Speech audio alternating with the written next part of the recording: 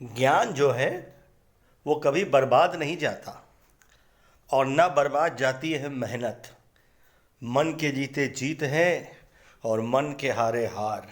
स्वागत है आप सबका पीयूष सर इंग्लिश क्लासेस में। और मैं आपके सामने हाजिर हूँ एक नई वीडियो लेके। वीडियो जैसा मैंने वादा किया था एडजेक्टिव्स पे, तो मैं हाजिर हूँ आपके सामने वीडियो एडजेक्टिव्स पर लेके। उम्मीद है कि आप सब बहुत अच्छे होंगे, जीवन में बहुत अच्छा कर रहे होंगे और अपने जीत की ओर अग्रसर होंगे। तो इसी क्रम में हम आगे बढ़ते हैं। Lesson number 15 adjectives. और जैसा कि मैंने आपको कई बार पहले भी बताया है कि जितनी भी मेरी वीडियोस हैं जो आप देख रहे हैं, मैं आपका बहुत तहे दिल से इस बात का शुक्रगुजार हूँ कि आपने मुझे इतना प्रेम दिया कि मुझे इन वीडियोस को बनाने में इतना हर्ष होता है कि मैं आपको बयान नहीं कर सकता। इसी क्रम में एडजेक्टिव्स जैसा मैंने आपसे वादा किया था लेके हाजिर हूँ। पीयूष सर इंग्लिश क्लासेस मुझे फॉलो कीजिए यूट्यूब पे, बेल आइकन दबाइए, लाइक शेयर और सब्सक्राइब करिए। t.me/piyushsr पे फॉलो करिए, टेलीग्राम पे। उम्मीद है कि आप सब मेरे वीडियो को पसंद कर रहे होंगे, लाइक कर रहे होंगे और जहाँ पहुँचाना है उन बच्चों तक पहुँचा रहे होंगे। तो दोस्तों शुरू करते हैं अपनी एक और नई वीडियो धमाकेदार शुरुआत के साथ। तो ये रहा एडजेक्टिव्स। दोस्तों एडजेक्टिव्स है क्या? What is an adjective? Words which describes noun. देखिए आपको यहाँ समझना होगा कि मैंने आपको नाउन जब पढ़ाया था तो ये बताया था कि नाउन का मतलब नाम होता है। और नाम किसके होते हैं? पर्सन, प्लेस, थिंग के होते हैं। उन पर्सन्स की, उन प्लेसेस की, उन थिंग्स की कोई ना कोई क्वालिटी ज़रूर होती है। जैसे पर्सन की कोई क्वालिटी ऐसी हो सकती है कि वो इंटेलिजेंट हो सकता है। प्लेस की क्वालिटी हो सकती है कि वो ब्यूटीफुल हो सकती है, सिनिक हो सकती है। थिंग्स भी जो है देखने में सुंदर हो सकती है।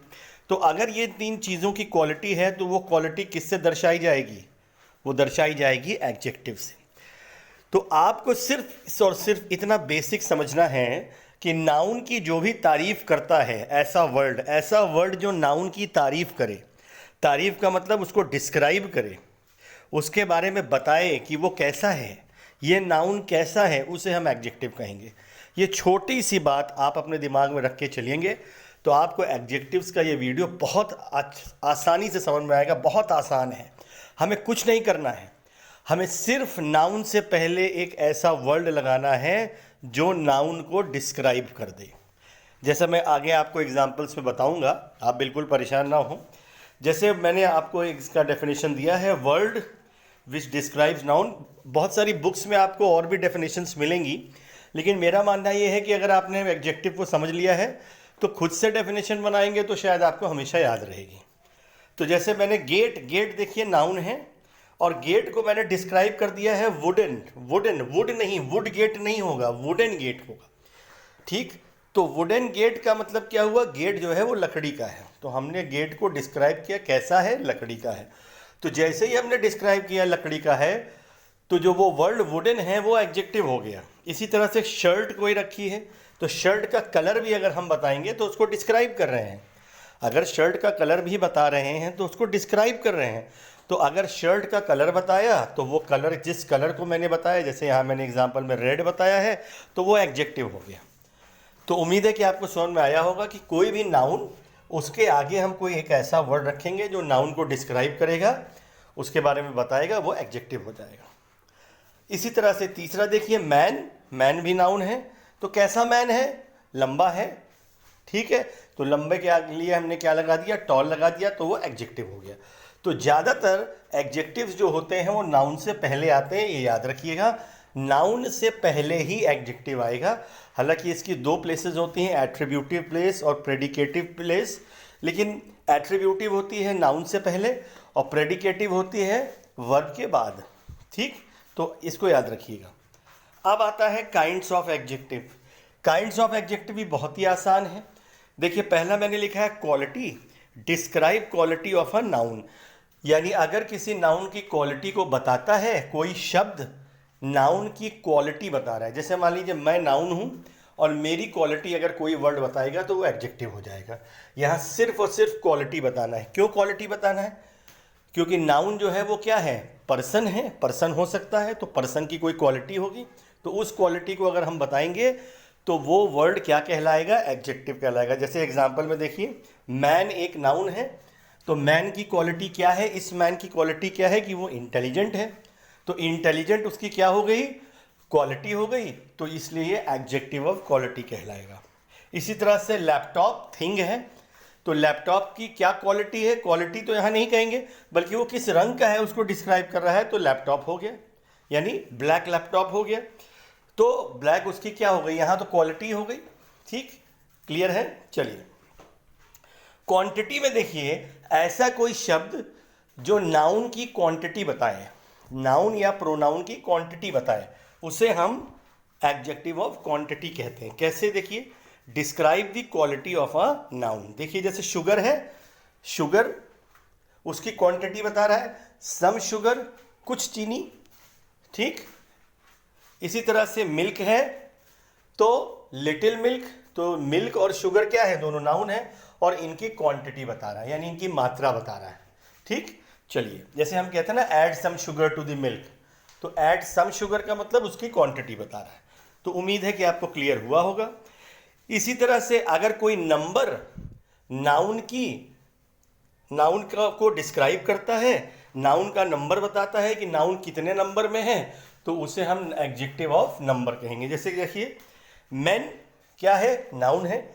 मैन कितने नंबर में है? 3 नंबर में, यानी 3 मैन है, तो 3 क्या हो गया? एडजेक्टिव ऑफ नंबर हो गया।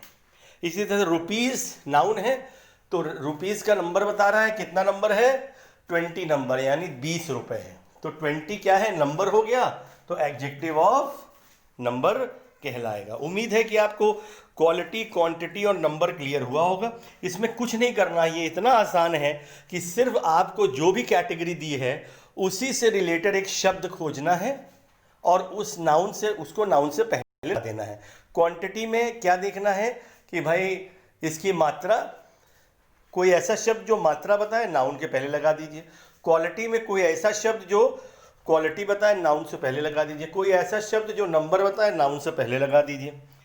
अब देखिए, कुछ एडजेक्टिव्स ऐसे होते हैं जो तो सीधा सीधा, अभी तक मैंने जो 3 एडजेक्टिव्स आपको बताए हैं, वो तो सीधा सीधा नाउन को डिस्क्राइब कर रहे थे। ठीक, अब जैसे हमारी फैमिली में भी होते हैं ना, 5 मेंबर्स हैं, तो 5 मेंबर्स एक जैसे नहीं होते हैं। कुछ थोड़े गुस्सैल होते हैं, कुछ थोड़े विनम्र होते हैं, कुछ थोड़ा सा मेल जोल बढ़ा के चलते हैं। इसी तरह से कुछ एडजेक्टिव्स भी ऐसे ही होते हैं। एडजेक्टिव्स का भी परिवार ऐसे ही है। क्वालिटी, क्वांटिटी और नंबर वाले जो एडजेक्टिव्स हैं, वो तो नाउन को डिस्क्राइब कर पाते हैं, वो तो इतने विकसित हैं, वो शब्द इतने विकसित हैं, वो एडजेक्टिव्स इतने विकसित हैं कि नाउन को डिस्क्राइब कर लेंगे। लेकिन डेमोन्स्ट्रेटिव एडजेक्टिव की जब हम बात करेंगे, तो ये एक ऐसा एडजेक्टिव है जो उतना विकसित नहीं है जो नाउन को डिस्क्राइब करे। तो डिस्क्राइब नहीं करेगा तो फिर एडजेक्टिव कैसे कहलाएगा? कोई बात नहीं, डिस्क्राइब नहीं कर पाता है तो कोई बात नहीं है, हम इसे इंडिकेट कराएंगे। इंडिकेट का मतलब इशारा करेगा। नाउन को डिस्क्राइब नहीं कर सकता तो क्या हुआ? नाउन की तरफ इशारा तो कर सकता है।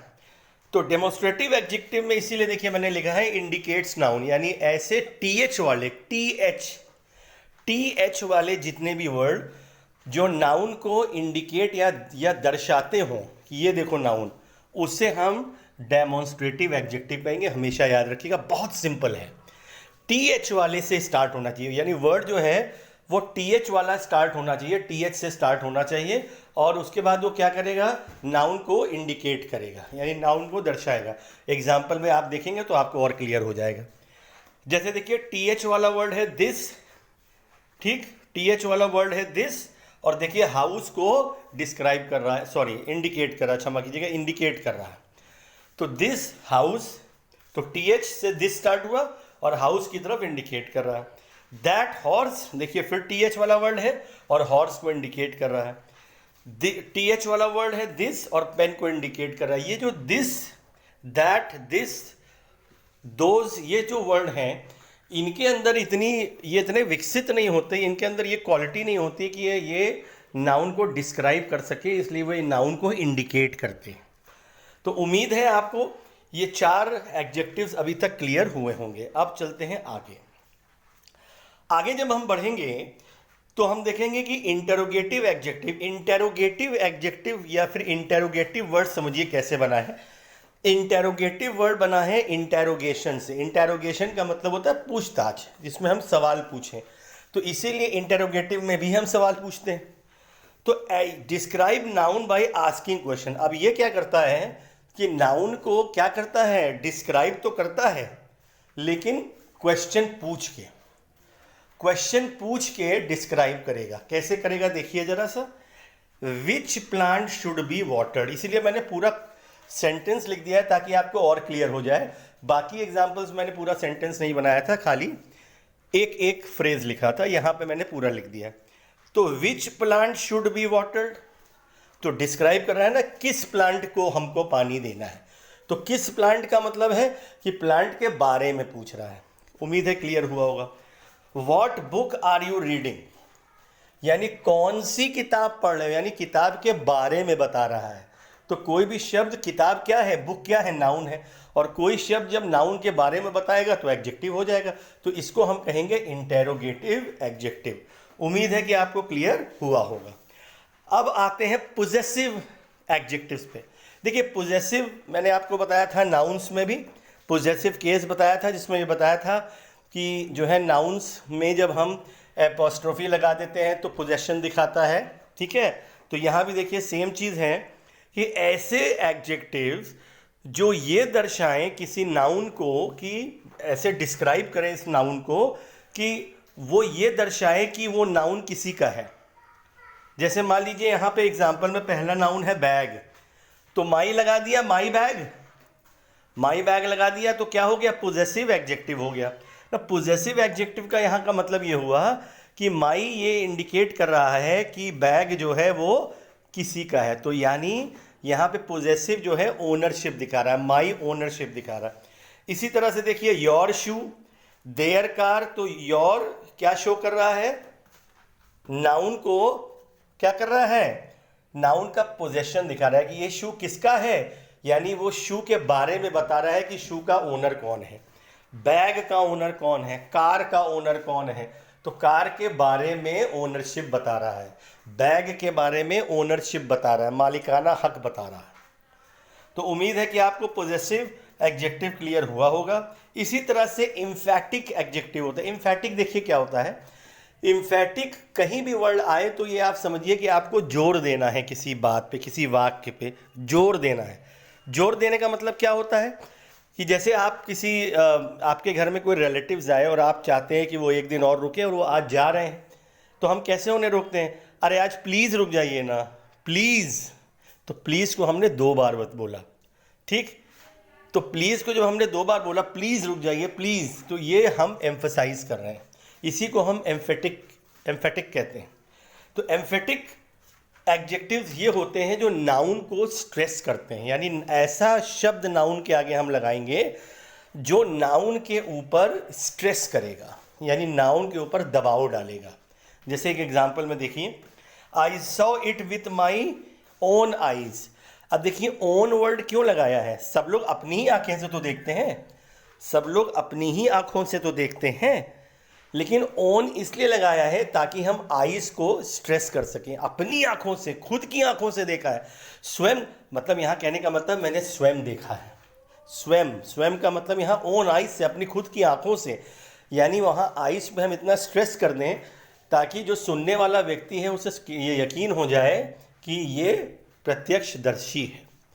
इसी तरह से this is the very pen I was looking for. तो वेरी यानी यही वो वाली पेन है, वो वाली पेन, वो वाली पेन, वो वाली और पेन। तो वो वाली का जो मीनिंग आ रहा है किससे आ रहा है, वेरी से आ रहा है। तो आमतौर पे एम्फैटिक एडजेक्टिव में हम यही 2 वर्ड जनरली यूज़ करते हैं, ओन और वेरी।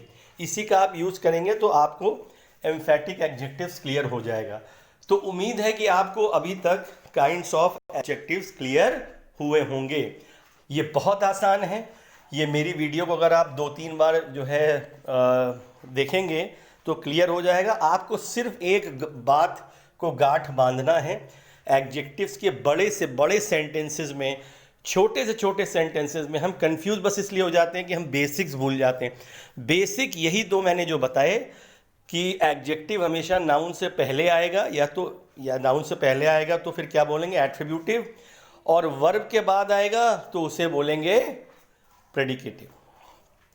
ये आपको क्लियर हुआ होगा। अब देखिए दूसरी बात ये ध्यान रखना है कि हमें नाउन से पहले ऐसा शब्द लगाना है जो नाउन को डिस्क्राइब करे।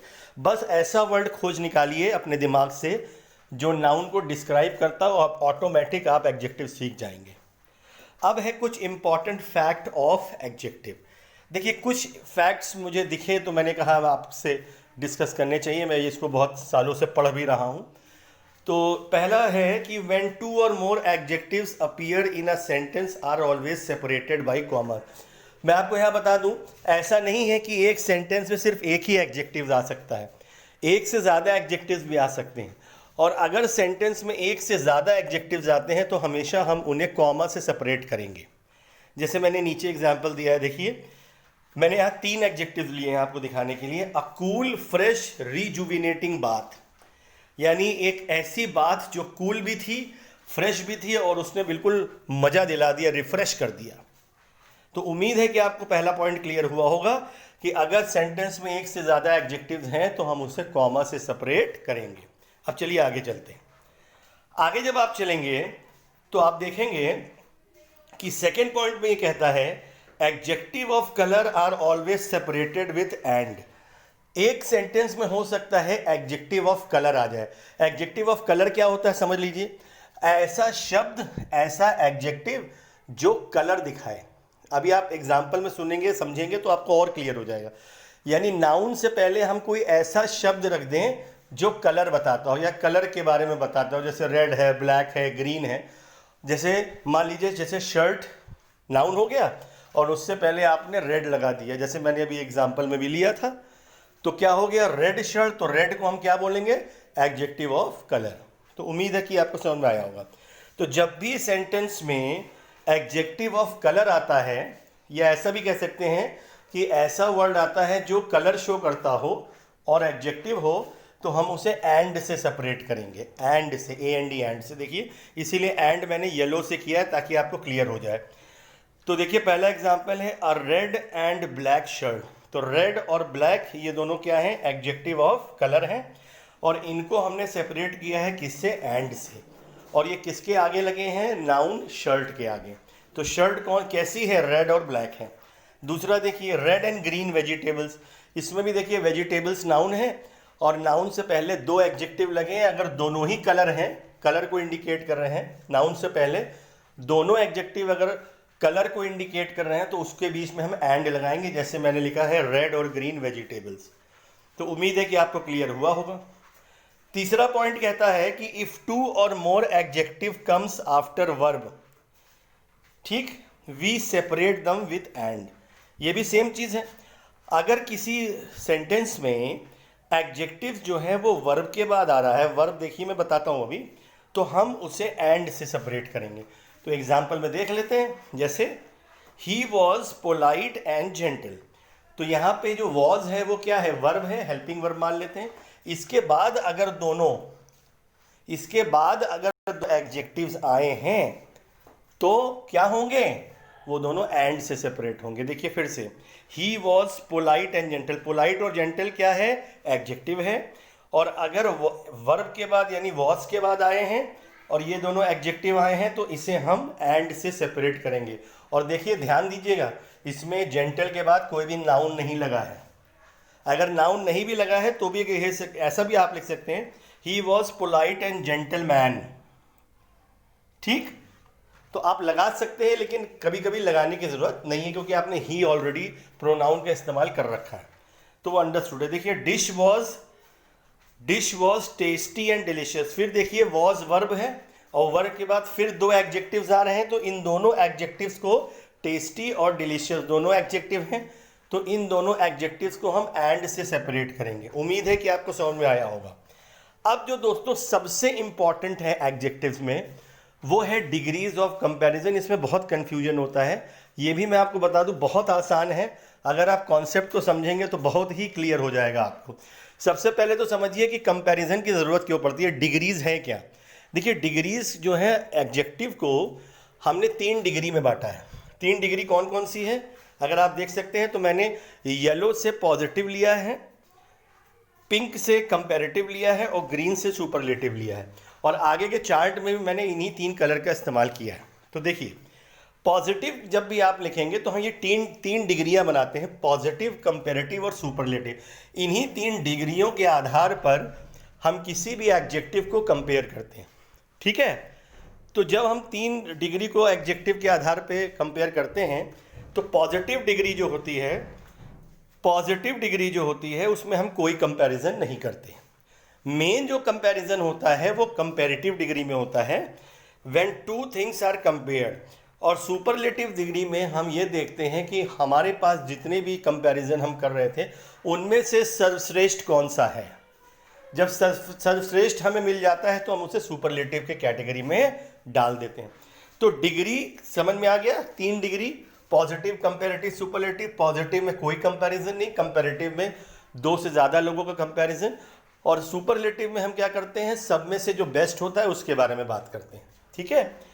अब कंपैरिजन की ज़रूरत क्यों पड़ी?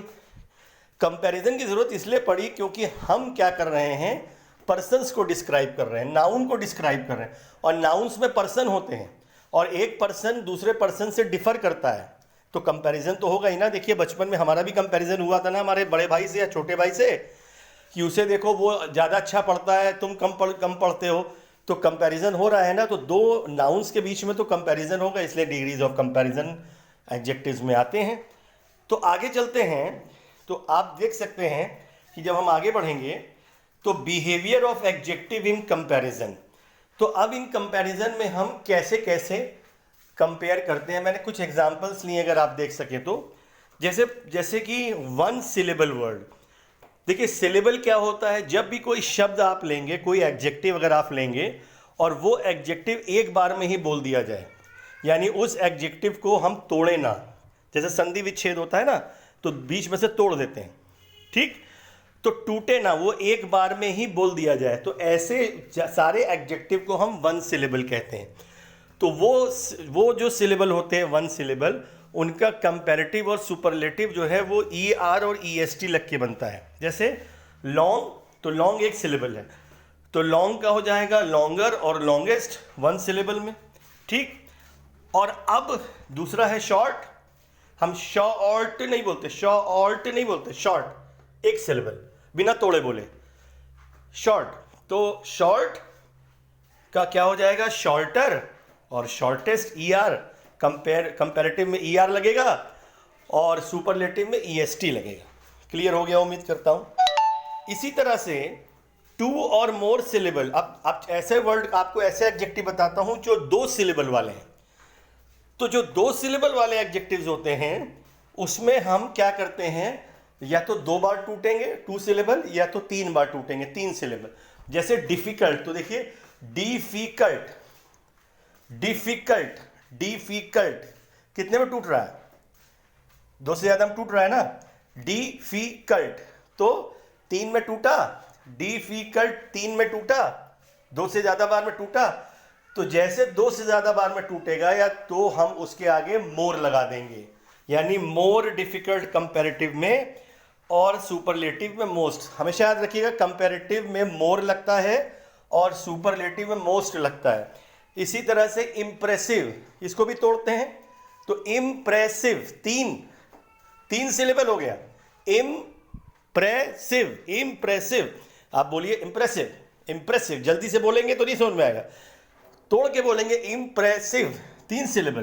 तो इम्प्रेसिव 3 सिलेबल हुआ तो क्या हुआ, मोस्ट इम्प्रेसिव और मोर इम्प्रेसिव, क्षमा कीजिएगा मैंने मोस्ट लगा दिया यहाँ पे, मोर इम्प्रेसिव और मोस्ट इम्प्रेसिव हो जाएगा। क्लियर हो गया बात, समझ में आ गया। ये ऐसे नहीं होगा इम्प्रेसिव, इम्प्रेसर, इम्प्रेसिस्ट, ऐसे नहीं होगा, क्योंकि सिलेबल के आधार पे हम मोर मोस्ट लगाते हैं, ठीक है। इसी तरह से उम्मीद है कि आपको क्लियर हुआ होगा कि कैसे हम किसी भी एडजेक्टिव का कंपैरेटिव और सुपरलेटिव डिग्री बनाते हैं। एक सिलेबल है तो ER EST, और एक से ज़्यादा सिलेबल है तो मोर मोस्ट लगाएंगे। कुछ इरेगुलर एडजेक्टिव्स ऐसे भी होते हैं जो मैं बता दूं, जो फर्स्ट फॉर्म सेकंड फॉर्म में नहीं आते। यानी जैसे मैंने आपको ऊपर अगर आप देखें तो लॉन्ग का ही फॉर्म से लॉन्गर बना है कंपैरेटिव में, और उसी लॉन्गर से लॉन्गेस्ट बना है। तो यानी पहले फॉर्म से दूसरा फॉर्म, दूसरे फॉर्म से तीसरा फॉर्म, यानी पहले फॉर्म से कंपैरेटिव बना और पहले ही फॉर्म से सुपरलेटिव भी बना। लेकिन इसमें ऐसा नहीं होता। इसमें देखिए इर्रेगुलर एडजेक्टिव्स जो है उसमें पहला फॉर्म है बैड, दूसरा है वर्स और तीसरा है वर्स्ट। यानी ये तीनों ही फॉर्म अपने बेस फॉर्म यानी बैड से नहीं बने हैं। इसी तरह से गुड, गुडर, गुडेस्ट नहीं होता। हालांकि ER और EST लगा है बेटर और बेस्ट में, लेकिन गुड, गुडर, गुडेस्ट नहीं हुआ। ये वो रूल फॉलो नहीं करते जो एडजेक्टिव इस रूल को फॉलो नहीं करते, यानी अपने मेन वर्ड से जो है दूसरा फॉर्म नहीं बनाते, यानी कंपैरेटिव पहले वाले फॉर्म से नहीं बनता, उसे हम इर्रेगुलर एडजेक्टिव कहते हैं। जैसे गुड, बेटर, बेस्ट होता है, गुड, गुडर, गुडर, गुडेस्ट नहीं होता। तो दोस्तों उम्मीद है कि आपको आज की एडजेक्टिव्स की वीडियो क्लियर हुई होगी, और जो बहुत आसान है, मेरी वीडियोस आप कई बार अगर देखेंगे तो आपको क्लियर हो जाएगा। तो एडजेक्टिव्स का आनंद उठाइए, इसको खूब मन में बैठाइए, खूब प्रैक्टिस करिए और आगे बढ़ते रहिए। और जब तक कि मैं नई वीडियो लेके नहीं आता तब तक अपना बहुत बहुत ध्यान रखिए, और हाँ, मुस्कुराते रहिएगा। बहुत बहुत धन्यवाद।